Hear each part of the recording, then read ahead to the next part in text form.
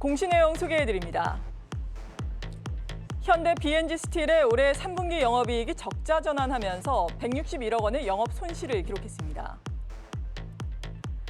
원익 IPS가 주가 안정 및 주주가치 제고 목적으로 380억 원 규모의 자사주를 취득하기로 했습니다.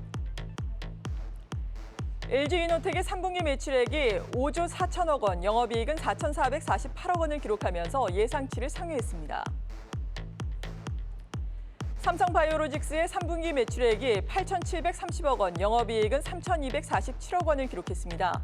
이에 따라 올해 누적 매출액이 사상 처음으로 2조 원을 돌파했습니다.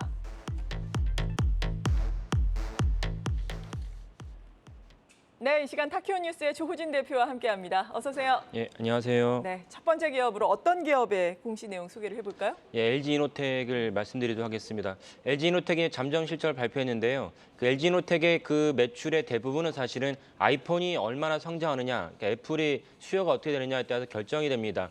그래서 사실은 대부분의 전자기업들이 아이폰에 이제 수주를 하고 싶지만 애플이 워낙 까다롭게 굴기 때문에 이게 쉽지 않습니다. 근데 LG이노텍은 이제 아이폰의 광학 모듈이라고 하면은 사실은 카메라 부분을 갖다가 이제 공급하고 있습니다. 그래서 아이폰 14이 나오면서 사실 설왕설래했습니다. 왜냐하면 전 세계적으로 스마트폰 시장이 역성장을 하고 있기 때문에 코로나 이후로 이제 사실은 이제 특히 중국의 이제 시장이 이제 봉쇄되면서 역성장하고 있어서 아이폰 14이 또 역시 이제 만만치 않을 것이다라는 전망도 있었고 한편으로는 아니다 아이폰 14이 사실 아이폰 13보다 더 잘 나온다라는 전망이 있었는데 결국 최종적으로 이제 뚜껑을 열고 보니까 아이폰 14이 사실 아이폰 13보다 특별히 이제 저가 모델은 이제 별로 안 좋았습니다. 다만 고가 모델은 잘 팔렸는데 네. 이 점에서 이제 혼란이 있으면서 시장에서 때로는 이제 LG이노텍 주가가 급락도 했다가 분석 보고서가 나오면서 LG이노텍이 주로 납품하는 이제 아이폰 14의 이제 고가형 모델은 잘 팔린다라는 이제 분석이 나오면서 다시 또 주가가 이제 회복되기도 했습니다. 그래서 결국 이번에 수치로 이제 전반적으로 이제 고가형 모델이 잘 팔리면서 LG이노텍의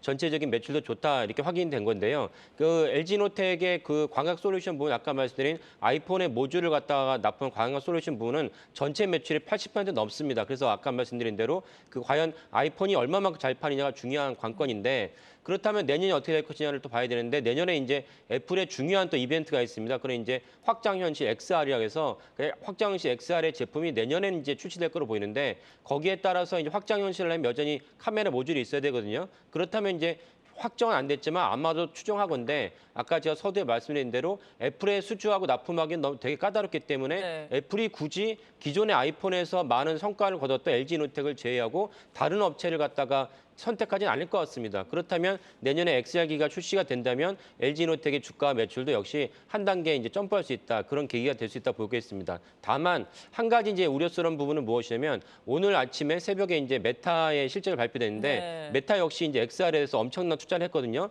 근데 올해만 기준으로 한다면 XR 부문의 손실이 94억 달러. 거기에 엄청난 10조 원이 넘는 손실을 봤죠. 그렇다면 과연 이것이 메타만의 문제인지 애플은 다른 방식으로 XR을 출시하면 매출을 올릴 수 있을 것인지는 시장의 관건이라고 볼 수 있겠습니다. 네, 그렇군요. 일단 3분기 호실적, 4분기에도 호실적이 예상됨에 따라서 증권사에서 긍정적인 리포트가 오늘 2개 나왔습니다. 목표 주가 하이투자증권에서 39만 원, 그리고 키움증권에서는 47만 원까지 보고 있는 상황인데 내년의 관건은 또 애플의 XR 기기가 될 것이다라고 도움 말씀 주셨습니다. 다음 기업은요? 예, 삼성바이오로직스도 이제 그 호실적을 발표했는데요. 네. 삼성바이오로직스는 이제 뭐 아시다시피 실제로 처음부터 모든 신약을 개발하지 않고 다른 곳에서 약을 갖다 의뢰를 하면은 그걸 이제 생산해주는 기업입니다. 그것도 특별히 이제 화학약품보다는 이제 단백질 약만 개발을 해줍니다. 그래서 삼성바이오로직스가 3분기에 전년 대비 영업이 94%라는 놀라운 실적을 발표했는데요.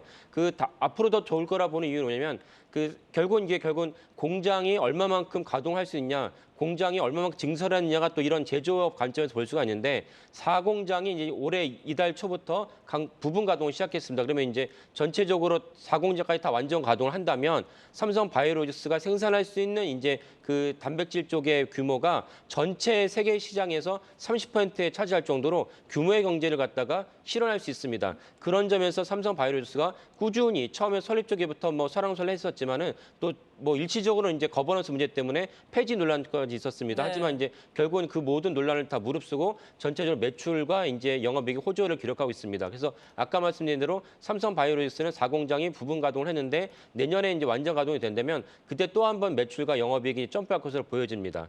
삼성 바이오로직스의 또 다른 이제 견인차는 무엇이냐면 삼성 바이오로직스 이중 항원체라는 것들 추진하고 있는데요. 항원이라는 건 이제 외부에서 악한 바이러스가 들어오면 그걸 물리치려고 하는 게 이제 항원 항체인데 그러니까 하나의 단일 항체가 아니고 이중 항체를 갖다가 플랫폼을 만들어서 그걸 갖고 있던 매출 올리겠다는 것이 삼성 바이오로직스의 또 다른 이제 먹거리로 제시한 것입니다. 그래서 아까 말씀드린 원래 했던 이 단백질의 그 제조 CDMO라고 하는 의뢰뿐만 아니라 이중 항체 플랫폼에 따라서 삼성 바이오로직스의 주가는 내년에 또 이제 점프할 수 있을지 관건이 된다고 볼 수 있겠습니다. 네, 그렇군요. 그동안 너무 많이 올라와서인지 오늘 소폭 삼성 바이오로직스는 조정을 받고 있습니다. 하지만 뭐 거래량 자체는 많지 않은 상황이고요. 목표 주가 120만 원까지 보고 있는 리포트도 나오고 있다는 점 참고를 해두시면 좋을 것 같습니다. 타키오 뉴스의 조호진 대표였습니다. 고맙습니다. 예, 감사합니다.